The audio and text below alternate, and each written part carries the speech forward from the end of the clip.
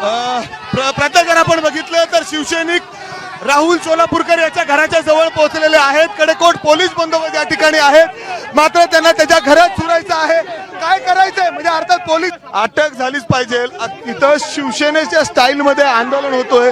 मोठ्या संख्येने हे सगळे शिवसैनिक कोथरूड परिसरातील राहुल सोलापूरकर यांच्या घराच्या बाहेर अशा पद्धतीने ठिया मांड बसवून बसलेले आहेत। छत्रपती शिवाजी महाराजांच्या पुतळ्यासमोर त्यांनी नाक रगडून माफी मागावी, तोपर्यंत अशाच पद्धतीने आम्ही त्यांचा निषेध करत राहू अशी भूमिका या सगळ्या शिवसैनिकांची आहे। आणि त्याच पद्धतीने पोलिसांनी या ठिकाणी कडेकोट बंदोबस्त लावलेला आहे, जेणेकरून आतमध्ये घुसून या शिवसैनिकांनी त्या ठिकाणी कुठलाही राडा घालू नये, किंबहुना तिथं कुठलाही अनुचित प्रकार होऊ नये याची देखील काळजी पोलीस घेताना दिसत आहेत। त्यामुळं काय आता शिवसैनिक म्हणजे पोलीस तुम्हाला इथून घेऊन करतायत, आतमध्ये जाऊ देत नाहीये, किती वेळ तुम्ही थांबणार आहात? म्हणजे पोलीस म्हणतायत आम्ही कारवाई करू।